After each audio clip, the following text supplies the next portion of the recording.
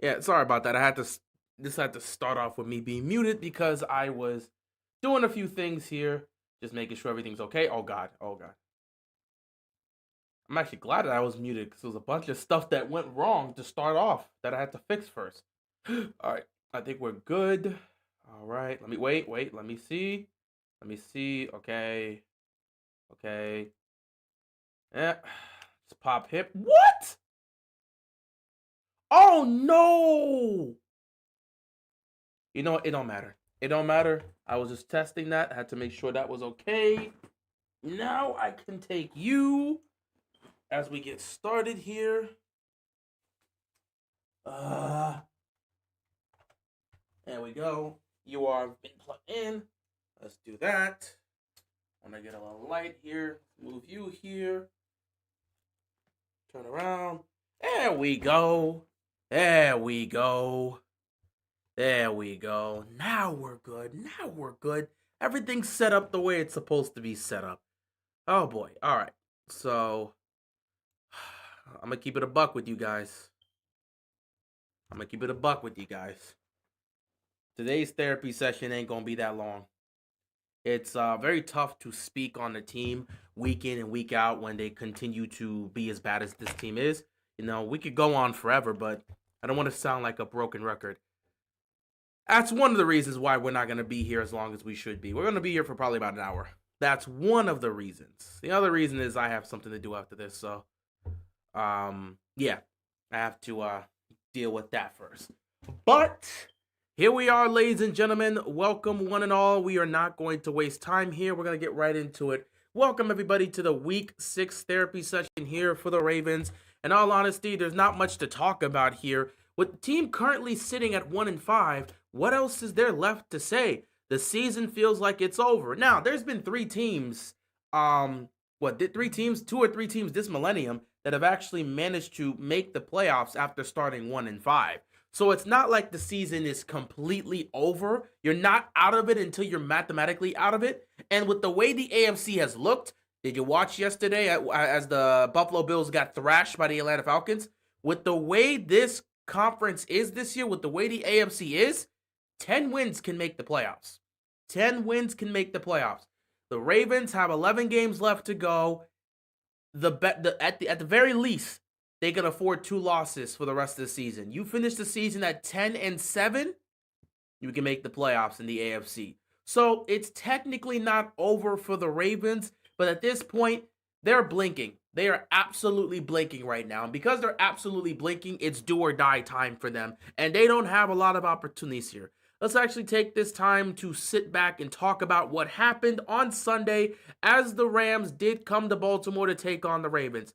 Now, of course, the last time these two met up in Baltimore, it was a classic thriller that went into overtime. It was a great game. Matthew Stafford and Lamar Jackson were just going at it. It was amazing to watch.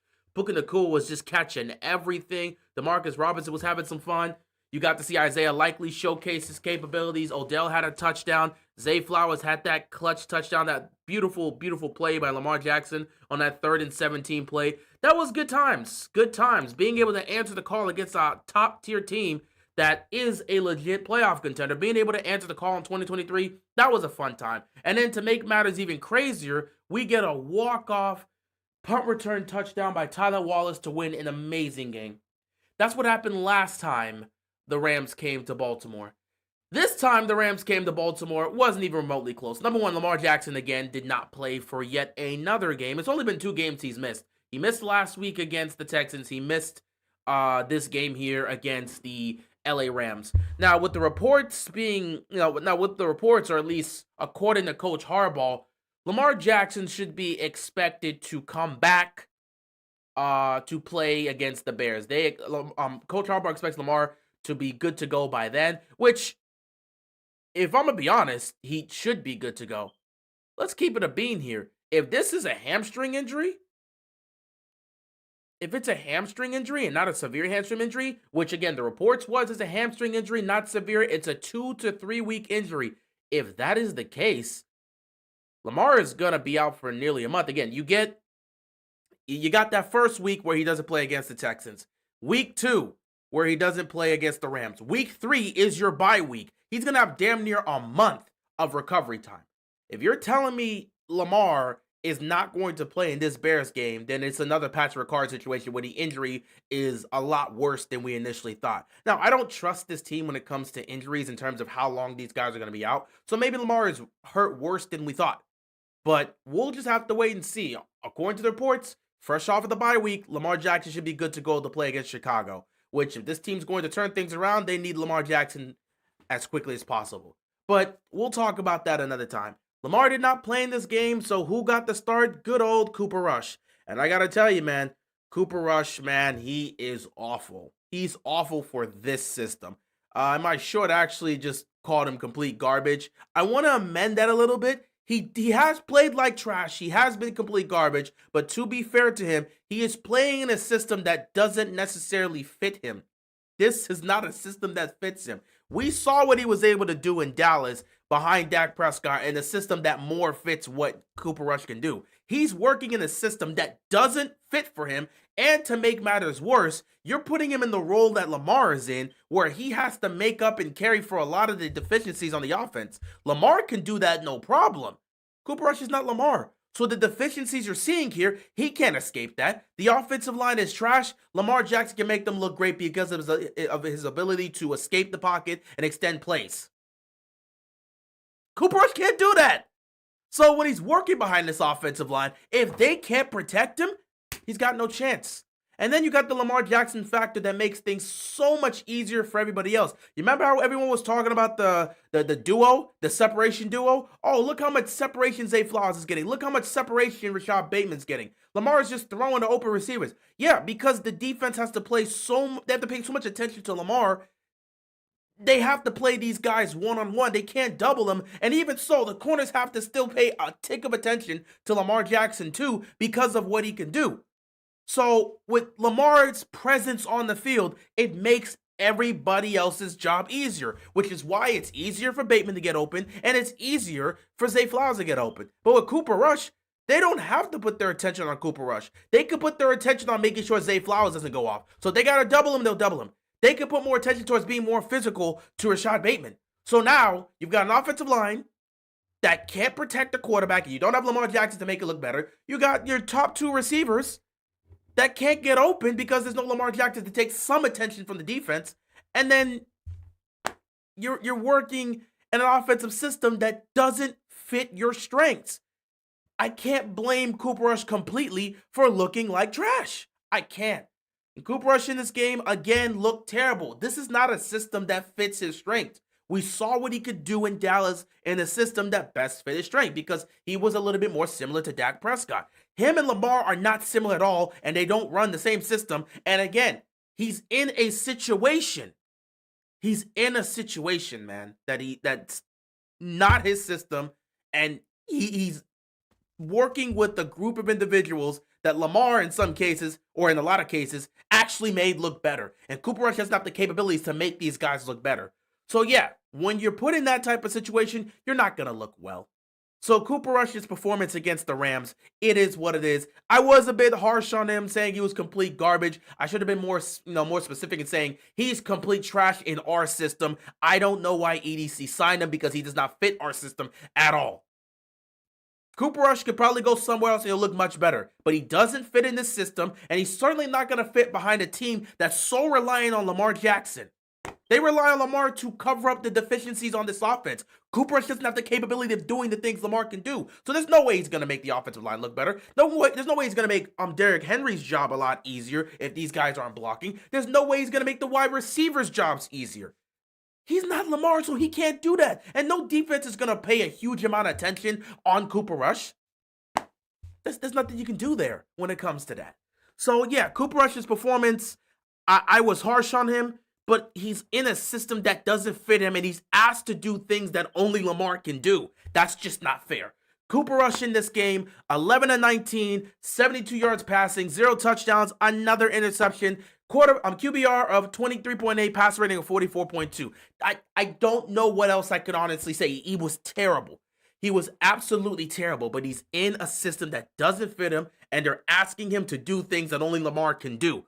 They're asking him to cover up deficiencies that only Lamar can cover up. It's not possible for anyone else to do it. So Cooper Rush, he was trash. He's been trash. 2 games, 4 interceptions, but he's in a system that doesn't fit him. So I feel like I have to at least pump the brake with his performance and say, hey, he's working with the same crap Lamar's working with, but Lamar can make it work. Cooper Rush is not Lamar. He can't make it work. And he's working in a system that doesn't fit him. So it's going to make it harder for a quarterback to do anything in the circumstances that Cooper Rush finds himself in. So, yeah, that's just a tough situation to be in for Cooper Rush. I just wanted to make sure we specify that. But yeah, we played the Rams, and obviously Cooper Rush did not perform well. Let's actually break it down drive by drive, because I've actually been doing that now recently because it's real fun. I love going to the play-by-play. So, opening drive, Ravens get the ball first, and Cooper Rush honestly did a decent job in managing the offense. And by managing the offense, I mean just handing the ball to Derrick Henry. Derrick Henry actually posted his best game since like week 1. This is Derrick Henry's best game since week 1 against the Buffalo Bills. We'll talk about that a little bit later, but this was Derrick Henry's best game since week 1 because he's had his struggles here and there. But they really leaned on Derrick Henry or in this game, and it did show some good aspects, but again, it just wasn't enough. It just wasn't enough. So, opening drive, they moved the ball really well because Derrick Henry's running all over the Rams defense to start off in the opening drive. But of course, they get stalled. They're forced to kick a field goal. They strike first. 3-0.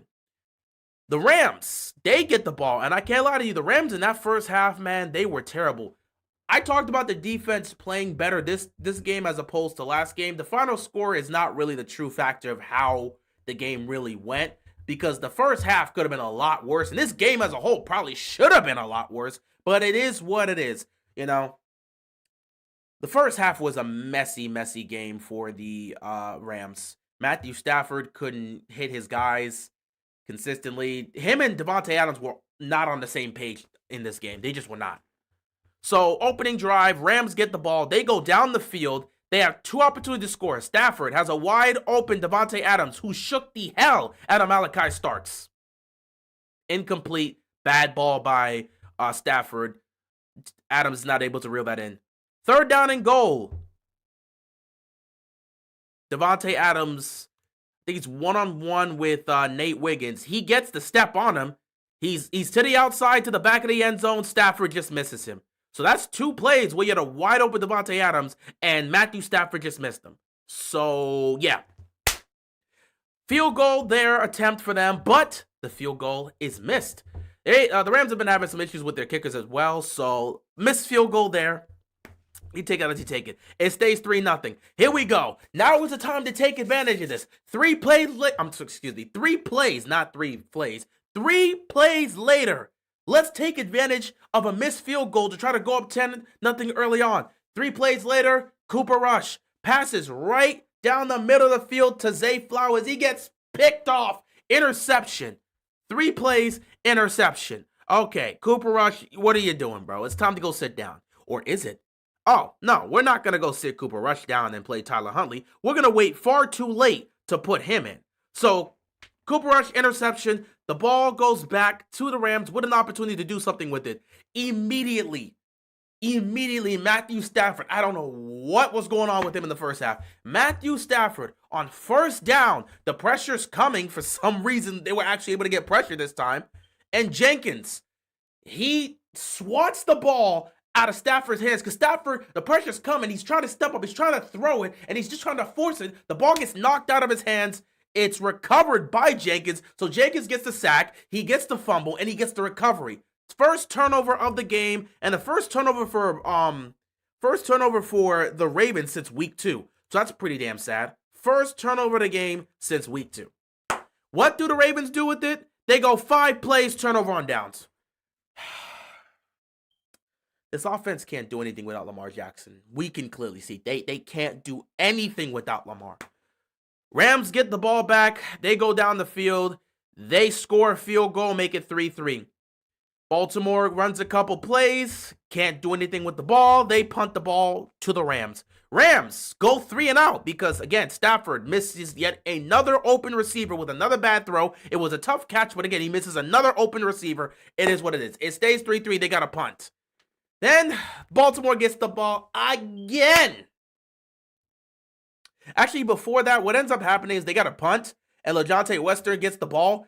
He ends up fumbling the ball, but the Rams got called for illegal formation or an eligible man downfield, so they have to repunt it. We get the ball back. We get in good position, and we just don't do anything with it, man.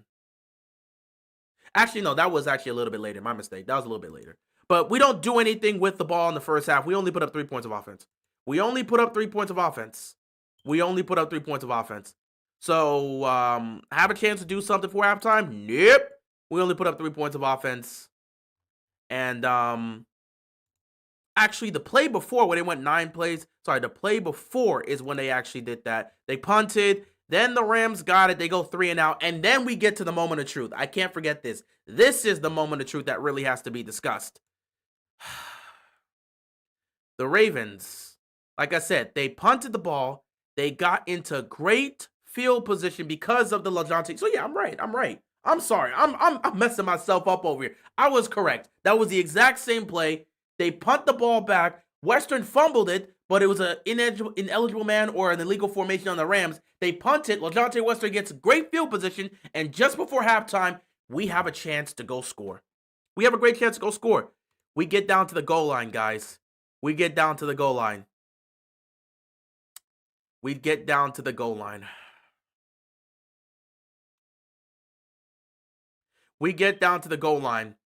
Plenty of time left to go in the game. 1:52 left to go in the first half. First and goal at the Rams 4. We have a chance to score a touchdown to make it a 10-3 game heading into halftime, knowing they're going to get the ball back, so at least puts us in a position to compete in the second half. First and goal, we hand the ball to Derrick Henry. He runs for 3 yards.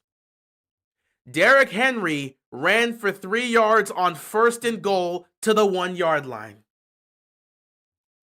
Second and goal. What does Todd Monken dial up? Let's do a direct snap tush push with Mark Andrews. With that offensive line. Safe to say they get nothing on it. No gain. They get stopped at the 1. Okay, you did a tush push there. It didn't work. You're killing the clock. I'm not mad at that. You kill the clock. You take the time. And, just you're making sure that the Rams don't get any more time to try to do something before halftime. Cool.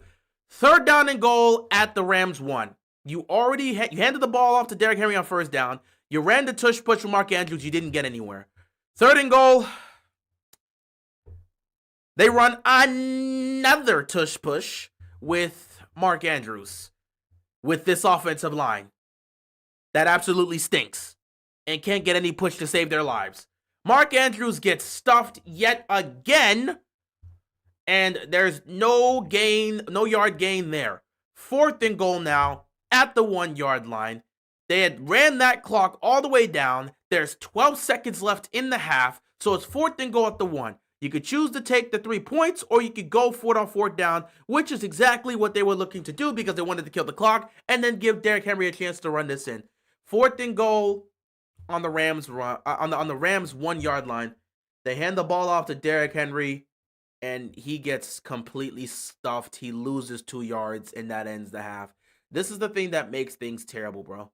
This is the thing that makes things incredibly terrible. You take a look at that play on fourth and goal. It's not the worst of decisions to just hand the ball off to Derrick Henry. But when you take a look at that play, good God, this offensive line folded like a graham cracker. You take a look at that play on fourth and goal. Roger Rosengarten is just stinking up the joint. He can't block. The entire left side, Voorhees ain't looking good. Stanley struggling. Linderbaum ain't doing good. And in between that, you can see Faalele actively fall to the floor. I'm not even joking. Go back and look at the fourth down play. Who is he blocking? Again, he has his head down. Who is he blocking? He falls into the end zone. He's just on the floor. Crucial fourth down. He's getting smoked. He can't block. He gets moved out the way. He falls on the floor again because if you look at this a lot of times, Faalele is just getting manhandled by whatever defensive tackle he's trying to block and getting tossed on the ground. 4th and goal at the 1. No push from the offensive line. They fold like a graham cracker. Falele's on the floor in the end zone. And Derrick Henry gets sacked 2 yards behind. Or tackled 2 yards behind. Turnover on downs, that's at half. You go into halftime 3-3. That's what you get. That's what you get. Second half, we can speed run this. Rams come out the locker room, 9 plays, 76 yards, score a touchdown. Defense is starting to show some cracks, even though they had a lot of lucky, they had a lot of things go their way in the first half. That second half, the Rams came out serious and did not make mistakes. They go down the field, score a touchdown. This is the time to make sure you don't mess up. What ends up happening? First down, you get Cooper Rush passing the ball to Mark Andrews down the middle of the field for 17 yards. So it's a first down. But wait! Offensive pass interference on Mark Andrews. It was a pretty soft call, but, you know, that's just how it's going to be with the Rams. So offensive pass interference makes it a 1st and 20. So 1st and 20. Cooper Rush takes the snap. He throws a quick pass to Zay Flowers. Zay Flowers is trying to make a play. He's trying to cut back. He cuts back. He's trying to go to the left. He's trying to pick up as many yards as he can. Rip! Someone knocks the ball out of Zay Flowers' hands. Fumbled. Recovered by the Rams. And that's where the game felt like it was going to go to hell. Fumble recovery. Rams get it on a short field. What do they do with it? It takes them 2 plays to get into the end zone. Touchdown, LA. Rams up 17-3. And once that touchdown happened, honestly, it kind of just felt like the game was over at that point. Because we knew the offense was so dog water, they weren't going to be able to do anything. If we actually take a look at this, the third quarter was the worst quarter for the Ravens defense. But again, in the first quarter, they held the Rams to 0 points. The second quarter, they held them to 3. In the fourth quarter, they held them to 0. And there was a lot of moments where they made stops and just got the ball back to the offense, and the offense didn't do anything with it. So after the touchdown, Ravens get the ball. They go down the field. They're in field goal range, and then they decide, let's run a sweep with Zay Flowers. But the ball is fumbled there. I think the handoff between Flowers and Cooper Rush was not there. The ball gets fumbled. It's recovered by the Rams. And again, any chance to win this game basically goes away. So a turnover there at a crucial point. The Rams get the ball. They actually move the ball relatively well, but they decide to go for it on 4th down, and Matthew Stafford gets sacked. So turnover on downs. The defense makes a stop. What does the offense do? They go on a 17-play drive. This time with Tyler Huntley. After that fumble, they took out Cooper Rush and brought in Tyler Huntley. Tyler Huntley comes in, and he brings in the juice. He brings in the energy. They go down the field, 17 plays, 74 yards. But unfortunately, they could not get anything going once they got down to the red zone. Tyler Huntley came in and immediately looked better than Cooper Rush. But they got down to the red zone. They got stopped. Turnover on down. 17-play drive. 72 yards. Took 10 minutes off the clock just to get stopped on 4th down. And that ends the game right there. Rams get the ball. Defense makes another stop. You get it back to Tyler Huntley. And again, it's another turnover on downs. And that ends the game. So you ultimately finish this game with 3 points of offense in a very frustrating situation because you were unable to move the ball.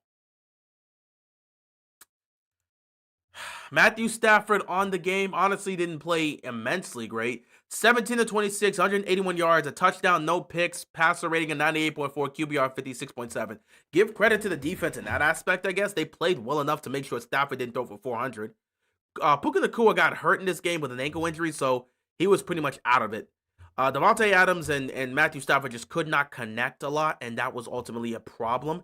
The passing game was not there for the Rams, and the running game wasn't really there for them either. The defense, again, considering the fact that they gave up 40-plus points to the Texans, the defense actually did a pretty good job in this game. It wasn't perfect, and I'd say it was decent. So I'm not even going to say pretty good. It was a pretty decent job by the Ravens defense in this game against the Rams. But ultimately, it was all for naught because the offense put up 3 points Cooper Rush, like I said, 11 of 19, 72 yards passing. That's just pathetic. No touchdowns, an interception. Passer rating of 44.2, QBR of 23.8. Tyler Huntley came in 10 of 15, 68 yards. Not that much different, but considering the fact he did that in like 2 drives. 10 of 15, 68 yards. No touchdowns, no picks. Passer rating is 76.5, QBR of 61.4. Tyler Huntley also had 3 rushes for 39 yards. Derrick Henry, best game he's had since week 1 against the Bills. 24 carries, 122 yards, averaging 5 yards a carry. Derrick Henry did look like Derrick Henry, and he was running the ball well. That was actually pretty good at that. Pretty good to see Derrick Henry at least running the ball well in that situation. That has to continue fresh off of the bye week. We need Derrick Henry to look more like Derrick Henry coming down this stretch. But yeah, Derrick Henry actually was a bright spot here. As for the rest of this, Zay Flowers hurt himself in this situation. He did lead all receivers like he's been doing every week. 6 catches, 46 yards. Justice Hill had 5 for 28. Mark Andrews, 4 for 24. D-Hop, 2 for 20. Derrick Henry had a reception for 8 yards. Bateman had a reception for 8 yards. Isaiah Likely had 2 receptions for 6 yards. And that ultimately ends it there. Charlie Collard did not have a reception, but he did have a target. The Ravens offense Ravens actually turned the ball over 3 times. They had 2 fumbles, and then they had an interception. The Ravens defense got 4 sacks on Stafford, which is actually pretty surprising. They had 4 sacks on Stafford and forced a turnover. That's not bad considering the fact that the defense has been very poor. They at least looked better. Wasn't perfect, but they at least looked better. And that's ultimately what ended the game here for you in regards to this one. The offense. The defense relatively did their job, but the offense didn't do much of anything. So that's pretty much the overall aspects you got from this game. Takeaways from the current situation we find ourselves in. The Ravens are 1-5. They head into their bye week 1-5. They did get some starters back, and obviously making some of those adjustments did improve. And you got to give credit. We'll see if this is something that is going to continue on. But you have to you've got to tip your cap to Alohi Gilman. I mean, that dude was playing well. I mean, he fit in well to what we needed him to do. He made some good plays. He really did his job there. Him doing his job made it a lot easier for Kyle Hamilton to play a lot closer to the line of scrimmage, which made a huge difference in this game in terms of making the defense at least look respectable. The defense was able to do a relatively good job. Because of how the defense played, one could potentially think that had Lamar played in this game, knowing what Lamar's capable of, they could have potentially taken this game here if Lamar was playing with the way the defense was able to play. Now, of course, the defense did get some breaks, and things did go their way because Stafford couldn't hit the side of a barn in the first quarter for some random reason. Devontae Adams and Matthew Stafford were not on the same page, but those things happen. You know, if the other team's not on the same page, you can take advantage of that, and that helps you out in the long run. You know, it is what it is. But yeah, sitting here at 1-5, the defense did look better. They did look better.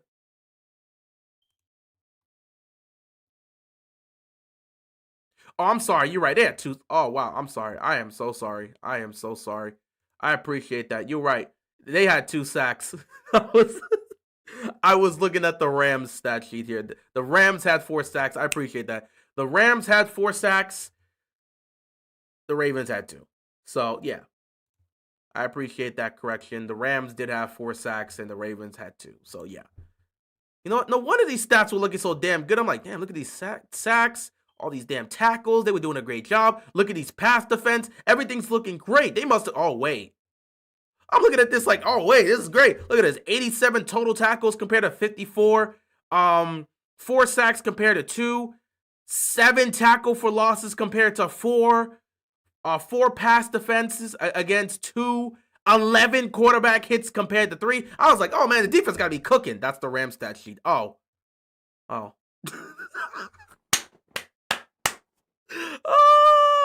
What's going on, Living? How you doing, my brother? That's funny. I was looking at this like, you know what? I don't think they did that bad. I was really sitting here like, I don't think they did that bad. You know, they got 4 sacks, 11 quarterback hits on Stafford. I don't remember them hitting him that many times, but you know what? The stat sheet says what it says. Dude, the stat sheet is just dead right, better for everything for the Rams. They had more tackles.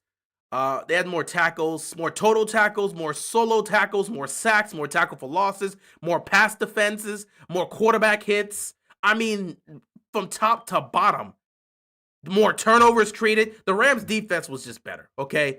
I'm looking at this like, damn, we actually did better than I thought. Looking good. Oh, wait, that's not ours. Oh.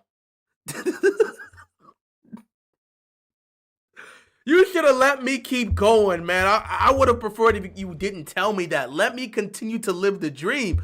Because I'm looking at this like, damn, this defense actually played good in this game.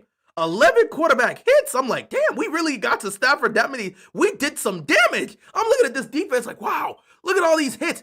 More tackles, more total tackles, more solo tackles, more sacks, more tackle for losses, more pass defended, more quarterback hits. Oh my God, we actually didn't do that bad. That's the Rams stat sheet. Oh. Our stat sheet's the one where we're actually lacking in everything else, huh? They had 33 more total tackles than us and 17 more solo tackles. What? What?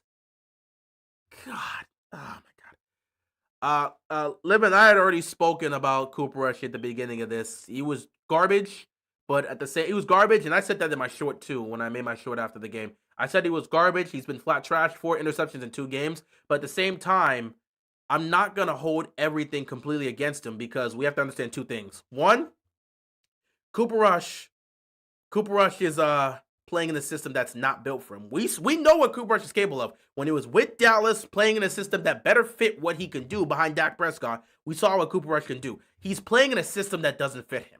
Him and Lamar Jackson do not play a similar system. So he's playing in a system that doesn't fit him. And to make matters worse, we're watching how bad this offense is as a whole.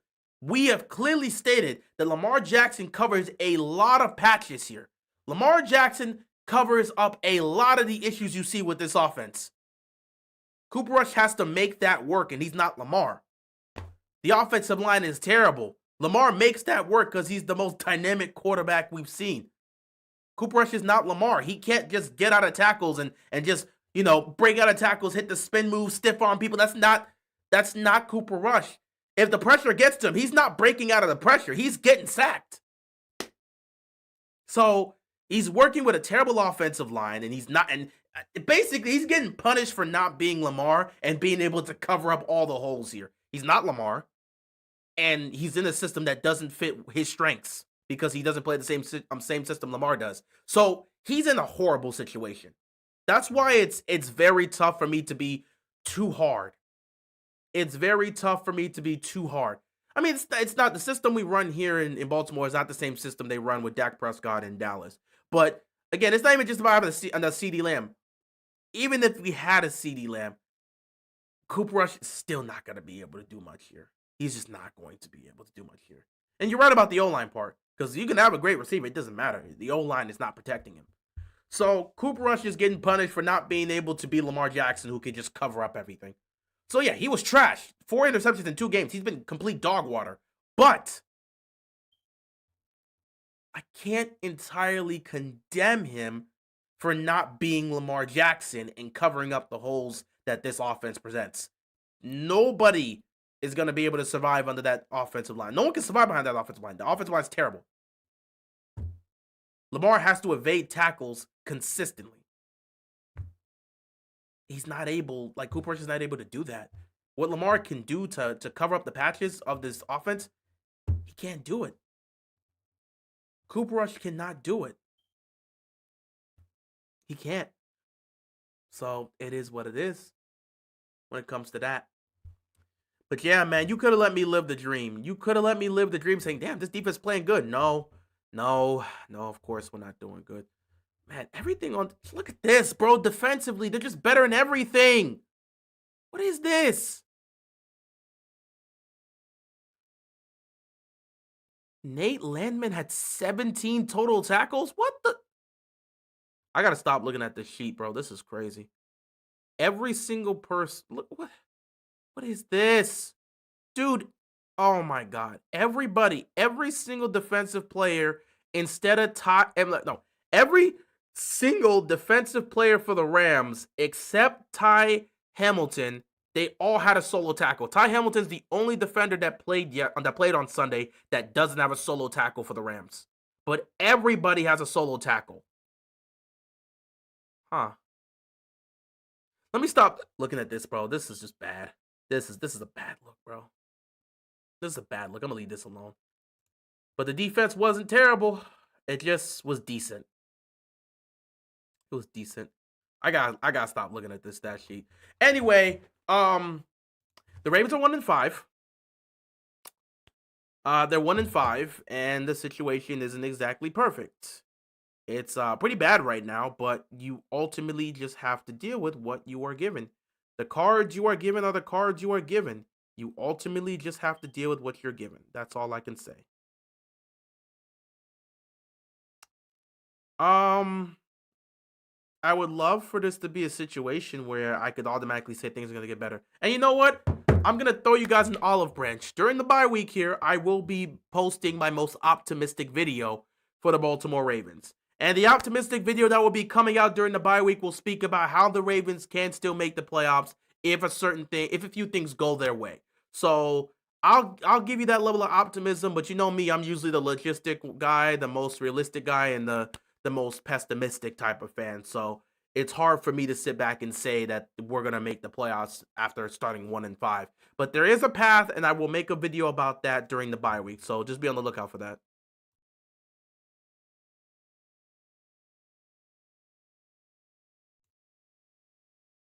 Other than that, it's not much to truly say here. We are 1-5.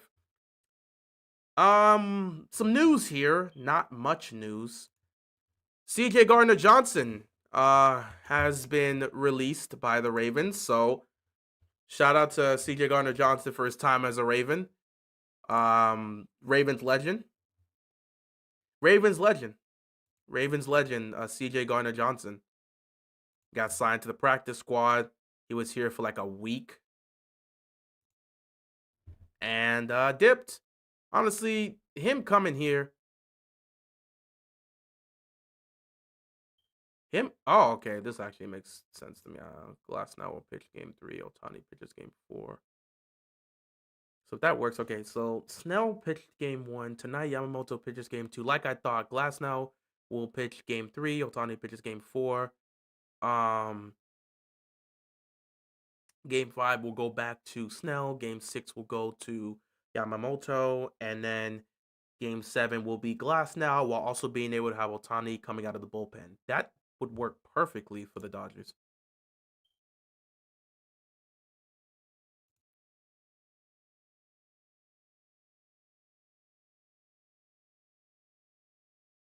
Okay.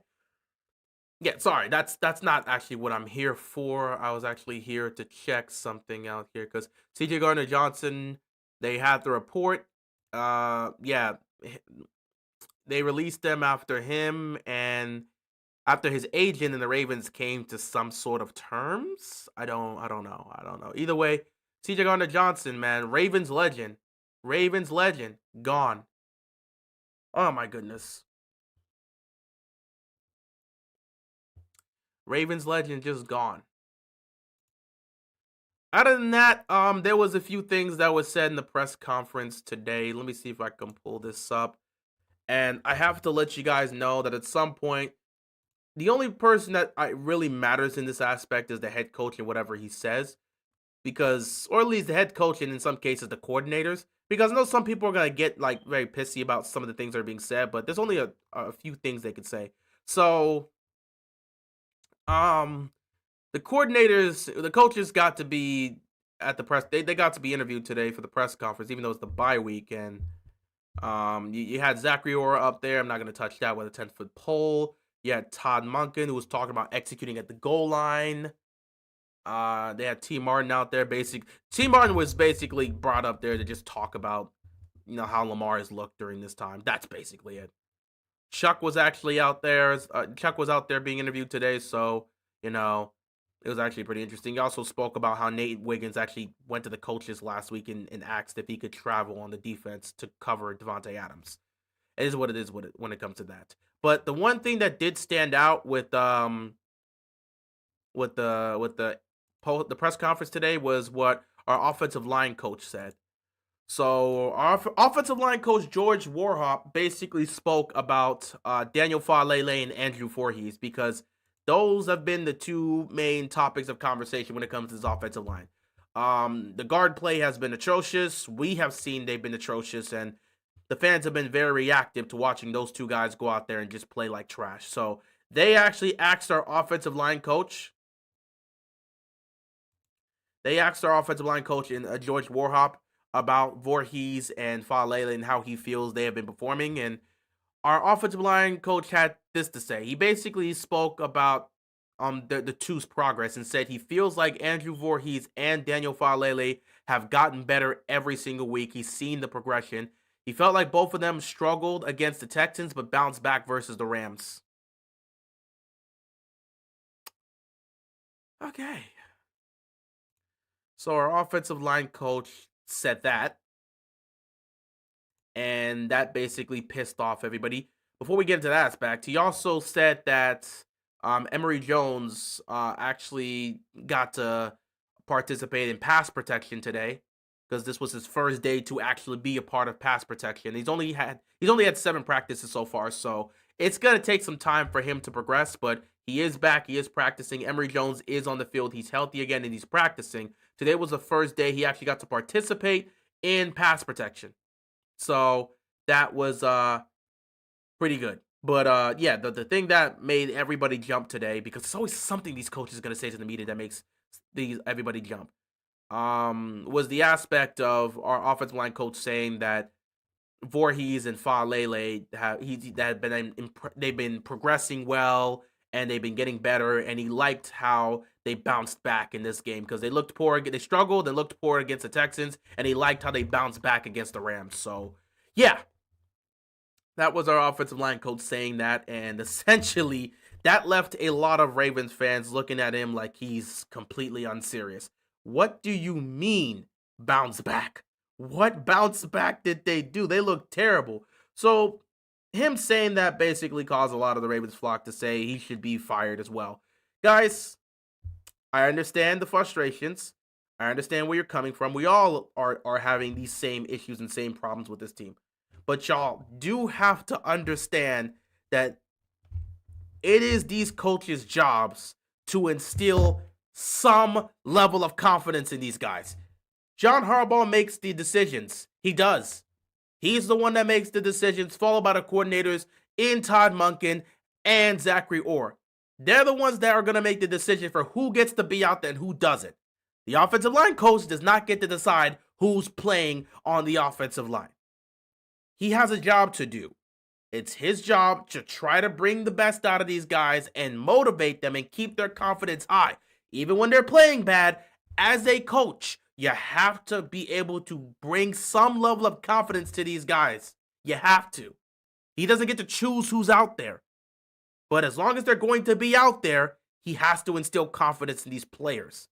So I know a lot of people are calling for his job, and I'm not going to sit there and act like he's doing a great job because none of these guys look like they can block properly. But in terms of what he said today in the press conference, I don't necessarily have a problem with it, knowing the fact that he doesn't have any control as to who should be out there and who doesn't get to be out there. He doesn't. That goes to the head coach and the coordinators. Who gets to be out there on the offense? Your head coach and your offensive coordinator decides. Who gets to be out there on the defense? Your head coach and your defensive coordinator decides. I'm not going to look at the offensive line coach and say that his statement here should be an aspect to fire him because he's not being honest with the media. He's doing what he's supposed to do. That's his job. Now, if there's a reason to fire him for the fact that these guys are doing a poor job blocking. They don't look like they know how to properly block. The offensive line has not done a great job as a unit, and he should be held responsible for that. So if you want him to be fired because of that, fine, so be it. But a lot of people are a lot of people are calling for this man's job because they feel like he's just blind and saying, you don't see how poor Faalele is playing? You don't see how poor Voorhees? Of course he does. Guys, the coaches are seeing what's happening here. They know what's happening here. But they have a job to do. They have to instill confidence in these guys.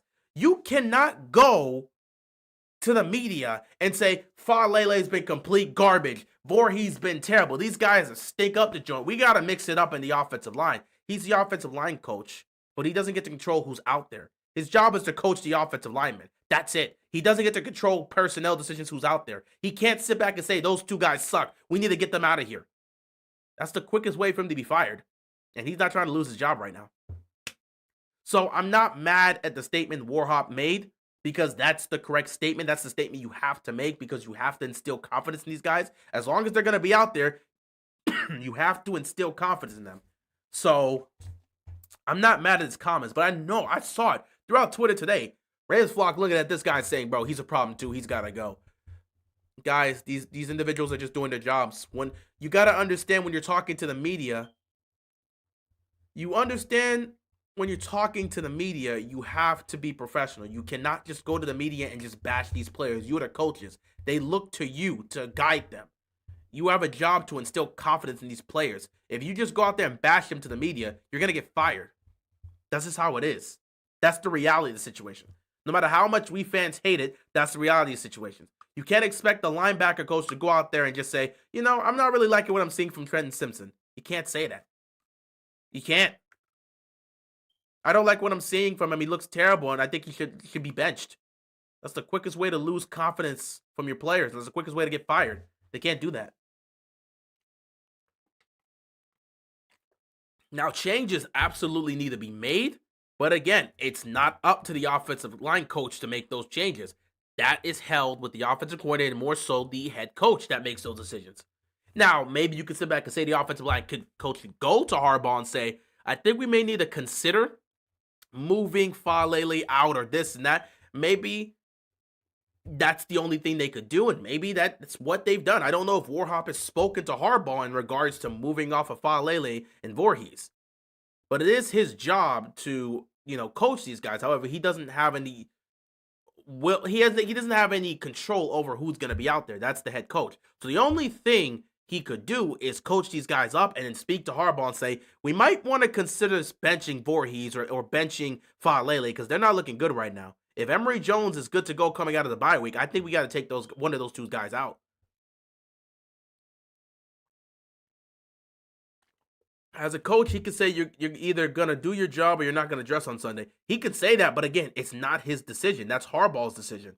He can tell these guys that it's not going to do anything in terms of making the change. Now, again, he could sit back and say, you guys either go out there and do your job, you've got to perform better, or you're going to sit and you're not going to dress on Sundays. He could say that, but he doesn't have any actual control as to whether or not they're going to dress on Sunday. And I'm pretty sure the players know that players know who is in control and who has the power to do what. I'm just saying, like, the only thing he can do is try to instill confidence in these guys and try to coach them to do their jobs. But again, it's nothing. He can't control this. This comes back to Harbaugh. I know you're frustrated with this, and I'm not saying he shouldn't be fired. I think you got to take out everybody in this coaching staff may have to go to just completely restart. But you're asking him to do something he has no control over. He doesn't get to control who's going to be out there. He's the offensive line coach. His job is to coach the offensive line. The head coach makes those decisions. So he could sit back and say, you either do your job or you're not going to dress. But in actuality, the players already know it's not his choice. It's Harbaugh's choice whether or not I get to play.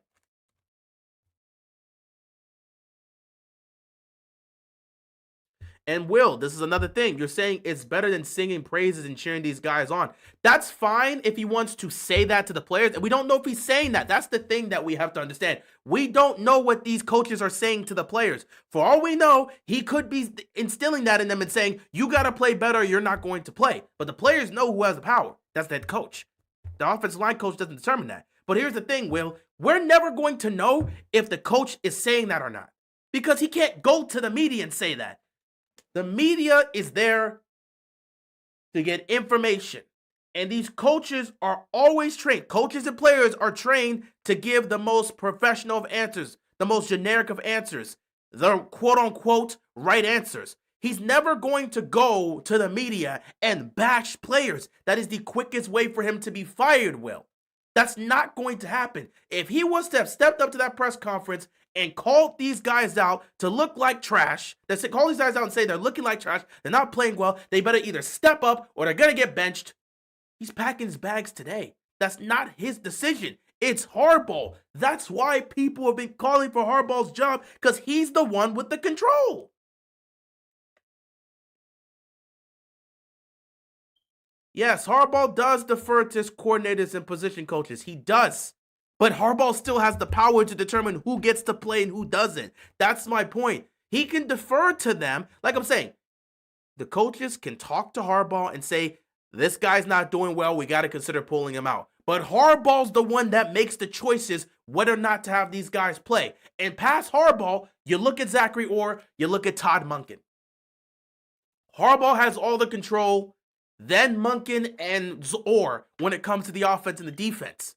But the offensive line coach can't just sit back and say, if you don't do your job, you're not going to play, because he doesn't have the control to do so. He could go to Harbaugh and make these suggestions, and I'm pretty sure that coaches have talked to Harbaugh about this, but Harbaugh's the one that makes all the calls. So there's not much you can really get from the offensive line coach. All I could say is he's got to do a better job of coaching these guys to block. And if they're not blocking and they're not following his instructions, or he's teaching them the right fundamentals, and then you get someone like Faalele who goes out there and dips his head on every tackle, then you got to go to the coach and speak on this. And if Harbaugh doesn't want to take him out, there's nothing you can do. There's nothing you can do. If we're watching this, if let's just be fair, if Warhop is actually teaching the right things and teaching the fundamentals the correct way, and Faalele's just not listening, he could go to Harbaugh and say, we got to consider taking Faalele out. If Harbaugh says no, that's the end of the discussion. There's nothing he can do. He doesn't get to control or determine who's going to be in there. That is a Harbaugh decision. And Harbaugh defers to his coaches, but he really defers to his coaches when it comes to things that happen in the game. Not in terms of who gets to play or not. That's Harbaugh's decision. In terms of things that happen in the game, I'll leave it to the offensive line coach. I'll leave it to this coach. I'll leave it to the coordinators when it comes to what's happening during the game. But in terms of who gets to play versus who doesn't, that is not a offensive line coach's job. That is Harbaugh's. Do you remember fans were calling out Cam Cameron to be fired for years, and Harbaugh didn't budge, and when he fired him, our offense improved significantly? The coaches think the fans are dumb. I mean, of course. Of course. We know. We all know who has the power. Harbaugh has the power. Cam Cameron was not doing a great job. We called for him for years. Harbaugh didn't want to get rid of him. The only reason he got rid of him is because the big guys upstairs say he's got to go, Harbs. So he got rid of him. And the offense improved under Jim Caldwell. And we won the Super Bowl that year. That's just how it is.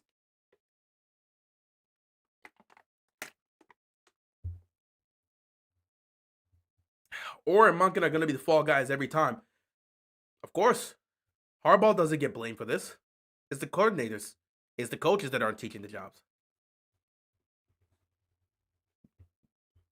Time for both Zachary Orr and Harbaugh to go, plus Daniel Faalele and George Warhop. I wouldn't mind if he got rid of a majority of this coaching staff. Not everybody, but a majority of this coaching staff. So it wouldn't matter to me. But I don't see that happening. He doesn't think the fans are dumb. He just doesn't care as long as the job's safe. Dude, as long as their jobs are safe, they're not going to care much. It is what it is. We are not in the position to have our guys be confident. They need tough love right now. Have them fight for wins and earn confidence. That is something that is determined by Harbaugh, dude. Like I said, that is something that is determined by Harbaugh. And again, we don't know what's being said on the inside. I don't know if these coaches have been actually speaking to them and trying to be more tough on them. I don't know if that's the case and they're just not responding, or if they're being soft on them. I don't know. But the leader in power is Harbaugh. And if Harbaugh's not enforcing that, it doesn't matter what the other coaches say. They're not really going to listen because Harbaugh's the man in power. He runs everything. So if Harbaugh's not being tough on them and he's not being assertive on them, it doesn't matter. The offensive line coach speaks up and says, if you don't shape up, you're not playing. It doesn't matter what the offensive line coach says. He doesn't determine whether I get to play or not. Harbaugh says I'm a starter, so I'm a starter. So it becomes a tough situation. That's why many people look and say Harbaugh's got to go. He's the one at power. Harbaugh doesn't do anything in the game. He defers to his coordinator. So whatever happens in the game happens. But when it comes to decisions as to who gets to play and who doesn't get to play, that is a hard ball decision. You think our running back coach doesn't want to play Keaton Mitchell to start the season? You think our running back coach did not want to play Keaton Mitchell for the first 4 games of this season?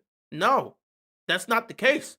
But Harbaugh makes the choices. He makes the decision. Yeah, he's got his coaches there that give him his information, but he's the one that's ultimately making the main decisions.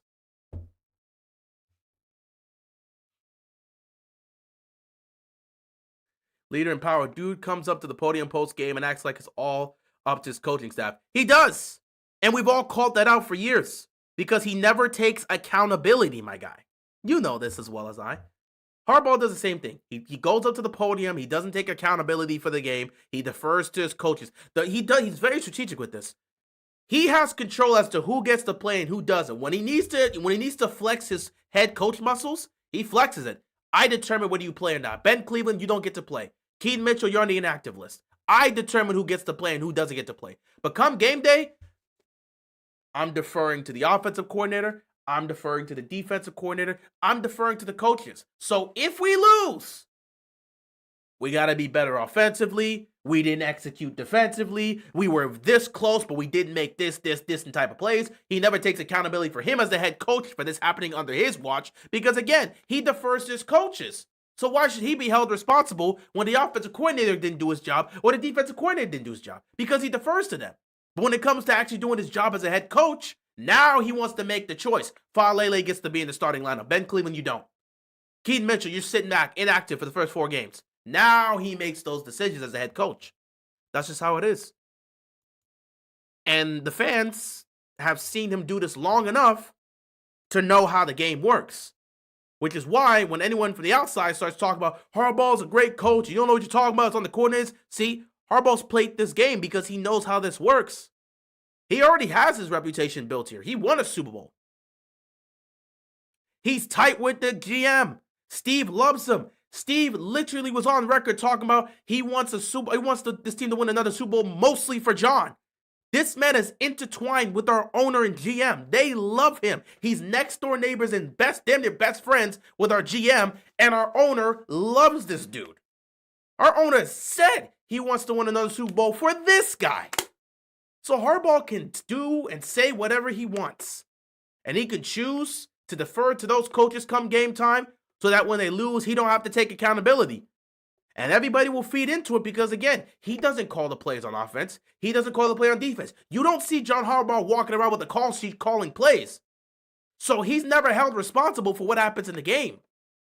But when they're winning, they give him all the credit because he's the head coach. Look at his winning record. He won a Super Bowl over a decade ago. But when the things aren't going well, you can't blame Harbaugh. He doesn't call the plays. Look at the offensive coordinator. Look at the defensive coordinator. So what does he do on game day? He manages the game. You mean where he does a poor job in clock management, just like Mike Tomlin? Or he decides to make some dumb decision by challenging plays he shouldn't challenge? Or the fact that he never has this team ready to go in some of these key games, like games against Kansas City? Should he not be held responsible for that? No, he shouldn't because he's not the one calling plays. You see how that works? Harbaugh's played this game long enough to know where he stands. He knows where he stands with the organization. He knows where he stands with both the owner and the GM. And he knows where he stands with his public image. You see how the media talks about it too? At the mere thought of John Harbaugh getting fired isn't even crossing these guys' minds. And even when they bring up the topic, they're so hesitant to bring it up because it's John Harbaugh. The man has played the game so damn well. He has fooled the public masses so damn well. He is so intertwined into this organization that I don't want to say this specific word, but if you were to put a weapon to the head of our owner to choose between Lamar Jackson and John Harbaugh, he might be inclined to pick John. He might. John may be the only person he may be willing to lose money for. That's how intertwined Harbaugh is into this organization. That's why Brian Billick was gone. He wasn't intertwined with the ownership like this. They got rid of him. The second this team started making these type of mistakes and losing and blowing games like this, they got rid of Brian Billick. Harbaugh is here for Brian Billick got fired for the same things Harbaugh's been doing, and Brian Billick didn't even have half the talent Harbaugh's worked with.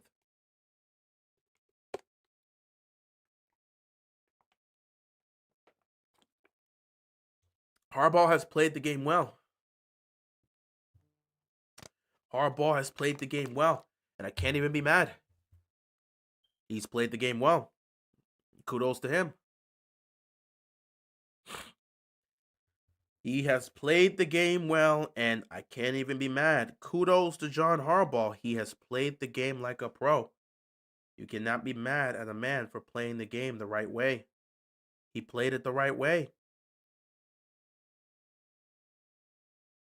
Can't be mad at him for that.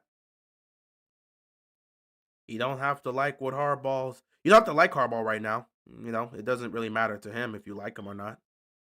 But John Harbaugh has played the game the right way. And because he's played the game the right way, he has set himself up to never really have to take the blame or the fall in these situations. They'll always just blame someone else. Let's just blame Lamar. Let's just say it's on the offensive coordinator. Let's just say it's on the defensive coordinator. Harbaugh does not have to be held responsible because he's already built this situation up to where everybody else can take the blame. Everybody else can take the fall. I don't need to really be held responsible. When it comes to game time, I don't call plays. I just stand on the sideline and quote unquote manage the game. So when we win or lose, it's because Lamar didn't do enough or because the defensive coordinator couldn't call the players couldn't execute. There's always excuses as to why this team is never ready to go against top-tier competition like Kansas City. Why are we never ready to go against Kansas City? Oh, Lamar can't get over the hump. It's him. Oh, the defense is never able to handle Mahomes. We just get out. They never really want to specify the aspect of him getting out coached every time he plays against Andy Reid because it doesn't fit in. Harbaugh is never responsible for anything that happens. You know, he's the head coach, but he never gets held responsible for anything. I mean, that's just genius, right? Why hold your head coach responsible? I mean, you know, he's only the head coach. Should he really be blamed for anything?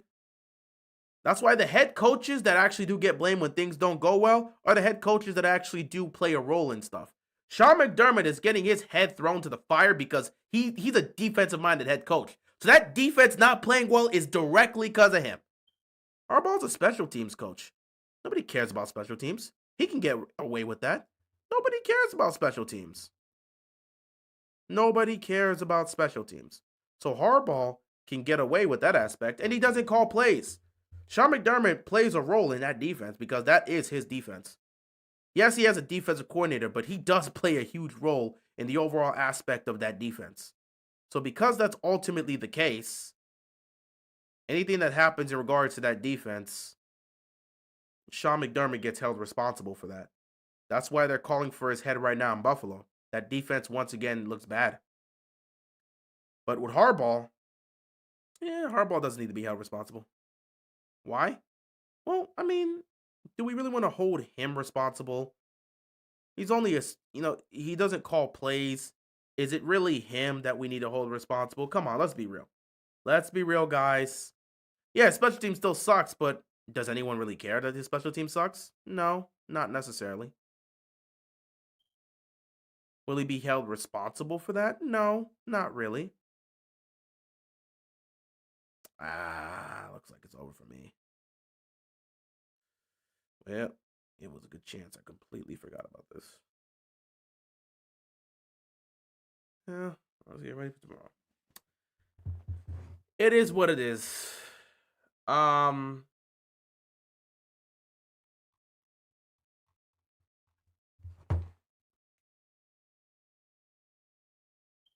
Dang. It looks like my time is up, everybody. My time is officially up. And it looks like I am going to have to head on out of here, everybody. So we are going to end things here.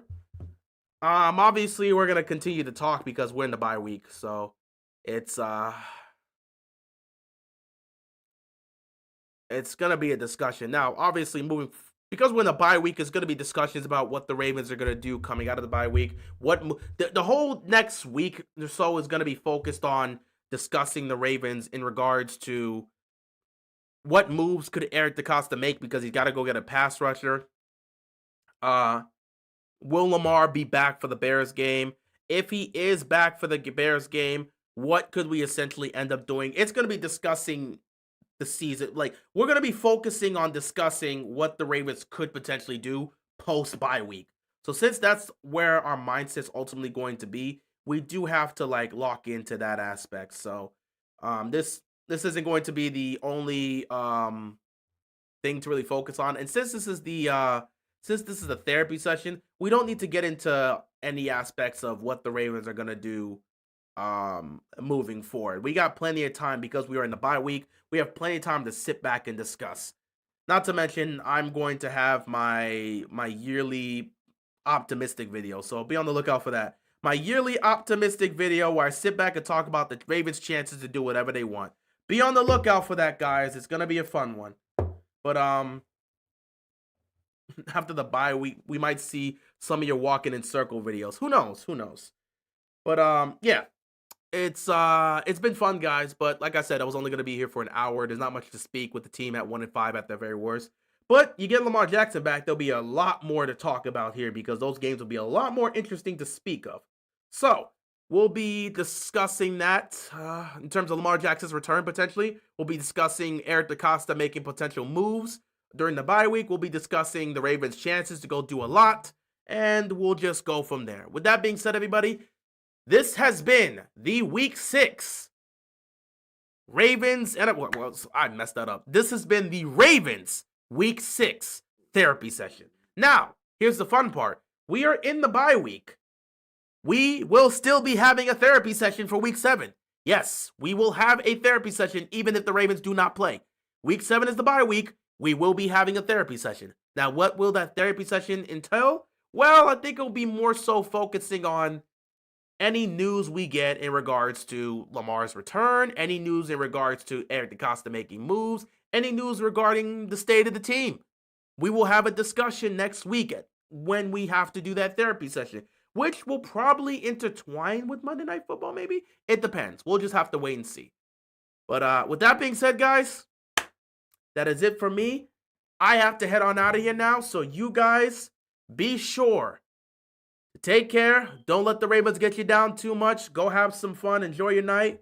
And overall, guys, just stay safe and peace out. I will see you guys later.